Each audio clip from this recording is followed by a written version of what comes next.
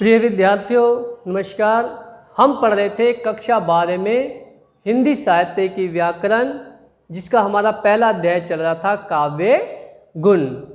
तो कल के अध्याय में हमने पढ़ा था काव्य की परिभाषा और काव्य गुण की परिभाषा। विभिन्न प्राचीन विद्वानों ने, जैसे विश्वनाथ जी हुए, भामान जी हुए, दंडी जी हुए या मम्मट जी हुए, जगन्नाथ जी हुए, तो सबकी आपने अलग अलग परिभाषाओं के बारे में पढ़ा था।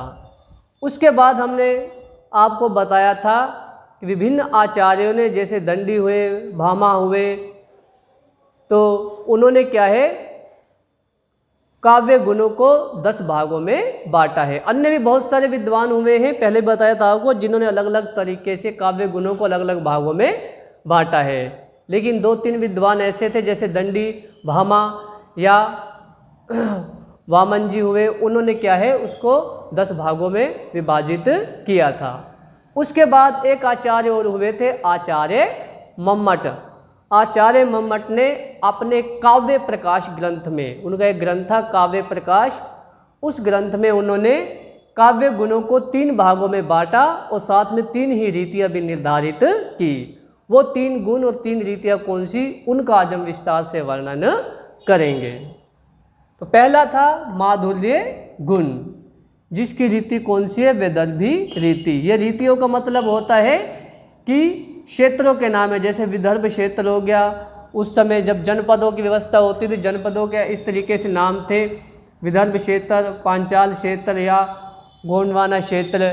तो अलग अलग क्षेत्रों में जिस तरीके की रचनाएं होती थी, उसी हिसाब से इसको रीतियों में बांट दिया गया है, यानी विदर्भ शैली में, पांचाली शैली में या गौड़ीय शैली में। तो माधुर्य गुण की विदर्भी रीति है, प्रसाद गुण की पांचाली रीति है और ओज गुण की गौड़ी रीति है। ये है उपनागरिका वृत्ति, कोमल वृत्ति, यानी कोमल शब्दों का, वर्णों का अधिक प्रयोग किया जाता है। परुष यानी कठोर वृत्ति, यानी कठोर जो वर्ण होते हैं, जैसे टा, ठा, डा, ढा, ना, इनका प्रयोग इनके वाक्यों में अधिक किया जाता है। तो ये इनकी क्या है, आगे वृत्तियां हैं। तो आज हम पहला गुण पढ़ेंगे, माधुर्य गुण।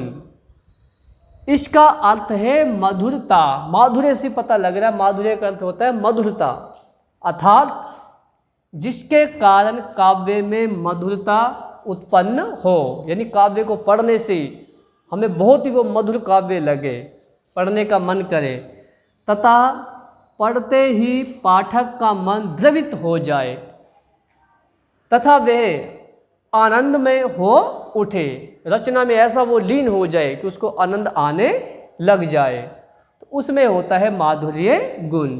यह श्रृंगार रस में पाया जाता है, शांत रस में पाया जाता है, यानी पढ़कर मन को बहुत ही शांति मिलती है। जैसे रामायण के बहुत सारे दोहे ऐसे हैं जिसको पढ़ने से बहुत ही मन को शांति मिलती है। श्रृंगार रस, कृष्ण से संबंधित या राधा से संबंधित बहुत सारी पद या दोहे या रचनाएं ऐसी हैं जो श्रृंगार रस से संबंधित है।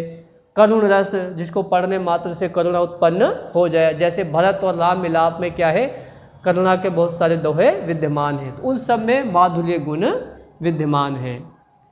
इसमें कोमल शब्दावली का प्रयोग करते हैं, यानी जितने भी वर्णों का प्रयोग किया जाता है वाक्य के अंदर या शब्दों के अंदर, वो सारे ही कोमल होते हैं। जैसे का वर्ग में का, खा, गा, घा, ना, चा, छा, जा, झा, ना, ता, था, दा, धा, ना, पा, फा, बा, भा, मा का प्रयोग करते हैं। टा वर्ग का नहीं। टा वर्ग क्योंकि इसमें आ जाता है पुरुष कठोर में, मैंने अभी अभी बताया था आपको, केवल टा वर्ग को छोड़कर बाकी जितने भी वर्ग हैं सबका प्रयोग किया जाता है। वर्ग का मतलब होता है एक पंक्ति में 5 वर्ण जो होते हैं, उन 5 वर्णों का एक समूह होता है जिसको वर्ग कहा जाता है। जैसे का से लेकर अणे तक, चा से लेकर अणे तक, ता से ने तक और पा से लेकर पा, फा, बा, भा, मा, यानी माँ तक। तो समझ आ गया होगा परिभाषा। अब इसका उदाहरण देखिए, जैसे सघन कुंज छाया सुखद, शीतल मंद समीर, मन हवे जात अजो वहे वा जमुना के तीर। तो ये शायद रस खान जी की पंक्तियां हैं, जिन्होंने क्या है श्री कृष्ण के जो क्रीड़ा स्थली रही है या रासलीला स्थली रही है, जमुना का जो किनारा रहा है, उसके बारे में वर्णन करते हुए बताया है कि जब वो वहाँ पर क्या है भ्रमण करने गए, घूमने के लिए गए, तो उनको कैसी अनुभूति हुई, कैसी शांति मिली, उसका वर्णन कि सघन कुंज, वहाँ के जो कुंज हैं वो आज भी बहुत ही सघन है, बहुत ही गहरे हैं, छाया सुखद, उन कुंजों की जो छाया है बहुत ही सुख देने वाली है। शीतल मंद समीर, वहाँ ठंडी और मंद मंद हवा चलती रहती है। ये जमुना के किनारे की बात कर रहे हैं कि वहाँ के जो कुंज हैं बहुत ही सघन है, गहरे हैं, वहाँ कुंजों की जो छाया है बहुत ही सुखदायी है और उस छाया में बैठकर आप क्या है शीतल और ठंडी हवा का आनंद ले सकते हैं, मन को यानी बहुत ही शांति मिलती है। मन हवे जात अजो वहे व जमुना के तीर, तो वो कह रहा कवि कि जमुना का किनारा, तीरमिश किनारा, जमुना के किनारे आज भी मन वैसा ही हो जाता है, अजो वहे, आज भी वैसा ही हो जाता है। कैसा हो जाता है? जैसा कृष्ण के समय आनंद आता था जमुना के किनारे, आज भी उस जमुना के किनारे पर जाकर मन ऐसा ही हो जाता है। ऐसा लगता है कि आज भी वो जमुना किनारा वैसा का वैसा है और हम कृष्ण के साथ वहाँ पर क्या है क्रीड़ा कर रहे हैं। तो इसलिए इसमें क्या है शांत रस का प्रयोग किया गया है। तो समझ आ गया होगा। माधुर्य गुण बहुत ही साधारण, बहुत ही सरल है। यदि आप इसमें और श्रृंगार रस का दोहा लेना चाहे तो और भी ले सकते हैं। जब राम और सीता जी का क्या है मिलाप होता है तो वहाँ पर क्या है दोनों में सभा के अंदर बैठे, दोनों के बीच में बातचीत होती है, तो उस समय का एक दोहा आता है, कहत नटत रीजत खीजत मिलत खिलत लजयात, भरे भौन में करत है नैनन ही सो बात। शायद बिहारी जी का ये दोहा है। तो उन्होंने उनके आंखों के इशारों के माध्यम से जो उनका प्रेमालाप चल रहा है उसका वर्णन श्रृंगार रस के माध्यम से किया है। तो ऐसे बहुत सारे दोहे हैं, आपको सब अलग अलग दोहे इसमें मिल जाएंगे। उसके बाद है आपका दूसरा गुण प्रसाद गुण। माधुर्य समझ आ गया होगा आप लोगों को। तो प्रसाद गुण में क्या है? प्रसाद का अर्थ है प्रसन्नता। कई बार कहते हैं ना मुझे प्रभु का प्रसाद मिल गया, यानी प्रभु की कृपा होगी मेरे ऊपर, यानी प्रभु ने मुझे खुश कर दिया, प्रसन्न कर दिया है। तो प्रसाद का सीधा अर्थ होता है प्रसन्नता। परंतु वास्तविक अर्थ वहाँ होता है जहाँ सुनते ही अर्थ समझ में आ जाए, उसमें होता है प्रसाद गुण। असली अर्थ होता है प्रसन्नता, लेकिन किसी काव्य या काव्य की पंक्ति को या दोहे को पढ़ते ही अर्थ समझ में आ जाए तो वहाँ कौन सा होगा गुण? प्रसाद गुण होगा।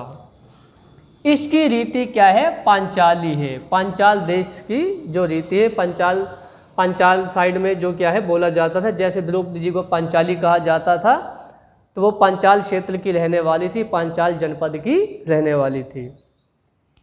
यह करुण रस में, शांत रस में, हास्य व वात्सल्य रस में पाया जाता है। कौन सा? प्रसाद गुण। जैसे आप पढ़ते होंगे, जशोदा हरि पालने झुलावे हलरावे दुलरावे। तो कृष्ण और जशोदा से संबंधित जितने भी दोहे आप पढ़ते हैं वो सब वात्सल्य रस में ही आते हैं। हास्य रस किसी रचना को या काव्य को सुनने मात्र से क्या है, जब हम प्रसन्नता का अनुभव करते हैं, हमारी प्रसन्नता छूट जाती है, हंसी छूट जाती है, तो उसमें हास्य रस होता है। और नीति व भक्ति पदों में भी अधिक ये पाया जाता है। कौन सा? प्रसाद गुण। नीति के, जैसे बिहारी जी के बहुत सारे दोहे नीति के दोहे हैं, तो उनमें अधिकतर प्रसाद गुण का ही प्रयोग किया जाता है। बिहारी ने अपने दोहों में क्या है प्रसाद गुण का, और यदि माधुर्य गुण की बात करें तो इसमें उसने श्रृंगार रस का अधिक प्रयोग बिहारी जी ने भी किया है। बाकी तुलसीदास जी के जितने भी लगा लो तो वो सभी किस में आते हैं?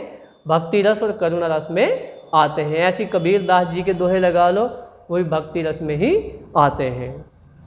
तो इसका उदाहरण है, मुनिवर जतन करी जेहि लागी, भूप राज तजी होई बिरागी, सोई कौशलधीश रघुराया, आयु करन तो ही पर दाया।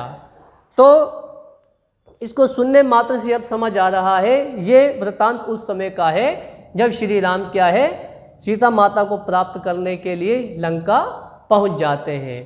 तो लंका में वो 2-4 बार क्या है, अपने दूतों के माध्यम से रावण को समझाने की कोशिश करते हैं। और जब रावण फिर भी नहीं मानता तो उनकी पत्नी जो मंदोदरी होती है वो रावण को राम के गुणों का बखान करते हुए और उसकी कृपा के बारे में रावण को समझाती है। क्या कहती है कि मुनिवर जतन करी जही लागे।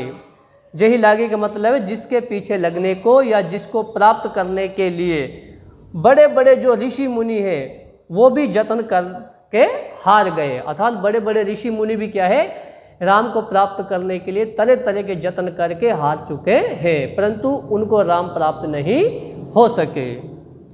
भूप राजु तज हो ही बैरागी।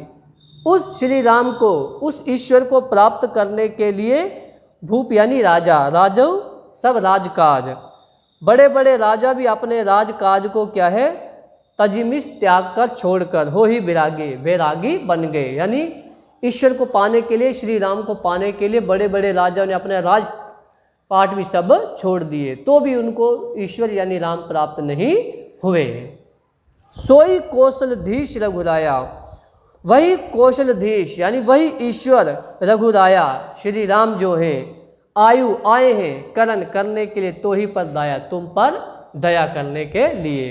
अर्थात जिसको बड़े बड़े ऋषि मुनि प्राप्त नहीं कर पाए और बड़े बड़े राजा क्या है बैरागी होगी उसको प्राप्त करने के लिए, फिर भी राम उनको नहीं मिल पाए, और वही राम तुम्हारे ऊपर दया करने के लिए यहाँ तक चले आए हैं और तुम उनको अब भी नहीं समझ रहे हो।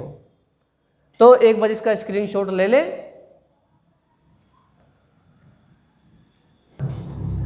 तो तीसरा गुण है हमारा ओज गुण। माधुर्य गुण आपने पढ़ लिया, प्रसाद पढ़ लिया, तीसरा अंतिम है ओज गुण।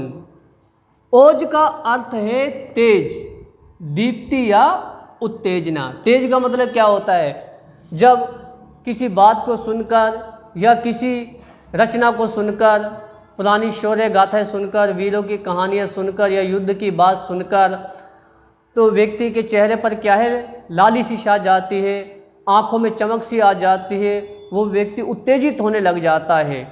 दीप्ति का अर्थ होता है चमक आ जाना, तो उसे कहते हैं ओज गुण। यानी उसकी भौहें फड़कने लग जाती हैं, कुछ करने की इच्छा उसके क्या है अंग अंग में क्या है जगने लग जाती है। तो जिस रचना को पढ़ने मात्र से पाठक के मन में उत्साह पैदा हो जाए, यानी जैसे आप वीरों की कहानी सुनते, झांसी की रानी की कहानी आप सुनो, महाराणा प्रताप की कहानी आप सुनो, तो उनको सुनने मात्र से आपके अंदर भी जोश उत्पन्न हो जाता है। वही जोश क्या कहलाता है, ओज कहलाता है। उस जोश में आकर आप फिर बहुत कुछ करने के लिए तैयार हो जाते हैं, तो वहाँ ओज गुण होता है। इसमें गोड़ी रीति होती है। गोड़ी पहले बताया था, जो गोंडवाना क्षेत्र है उस क्षेत्र में क्या है वीर गाथाएं अधिक पढ़ी जाती थी, तो इसलिए उधर ये वीरतापूर्ण ही क्या है किस्से कहानियाँ या काव्य अधिक लिखा जाता था। तो उसमें क्या है टा वर्ग का प्रयोग अधिक होता है, यानी टा ठा डा डा ना। पहले बताया था एक वर्ग में 5 अक्षर होते हैं, 5 वर्ण होते हैं, तो टा वर्ग के जितने भी वर्ण हैं उसके अंदर मौजूद होते हैं, इसलिए इसको परुष भी कहते हैं, यानी कठोर वर्ण भी कहा जाता है। तो उदाहरण है जैसे किसने कहा पाप है समुचित स्वे तत्व प्राप्ति हित लड़ना, उठा न्याय का खड़ग समर में अभय मारना मरना। तो ये उस समय की बात है जब क्या है युधिष्ठिर युद्ध छोड़कर भीष्म पितामह से सलाह मशवरा करने के लिए जाते हैं और उनसे कहते हैं कि वो अपने ही सगे संबंधियों के साथ युद्ध नहीं कर सकता। तो पितामह ने उनको समझाया था, क्या समझाया था, किसने कहा पाप है। भीष्म पितामह ने युधिष्ठिर से कहा कि तुम्हें किसने कह दिया कि युद्ध करना पाप है या अपने सगे संबंधियों के खिलाफ लड़ाई लड़ना पाप है। समुचित स्वे तत्व प्राप्ति हित लड़ना, समुचित बहुत उचित है, एकदम सही है। स्वे तत्व प्राप्ति हित लड़ना, अपने हिस्सा प्राप्त करने के लिए लड़ाई लड़ना उचित है, वो पाप नहीं हो सकता। उठा न्याय का खड़ग समर में, युद्ध क्षेत्र में आपको न्याय के लिए खड़ग यानी तलवार उठानी ही पड़ती है। समर कहते हैं युद्ध क्षेत्र में, न्याय यानी न्याय, खड़ग यानी तलवार, यानी युद्ध क्षेत्र में न्याय के लिए तलवार उठानी ही पड़ती है। और अब है मारना मरना, और निडर होकर या तो मर जाओ या मार दो। तो ये बात भीष्म पितामह ने युधिष्ठिर को समझाई थी महाभारत के युद्ध से पहले, जब युधिष्ठिर युद्ध नहीं करना चाहते थे। तो प्रिय विद्यार्थियों, ये आपके काव्य गुण का टॉपिक हुआ पूरा। कल आपको काव्य दोष का टॉपिक शुरू करेंगे।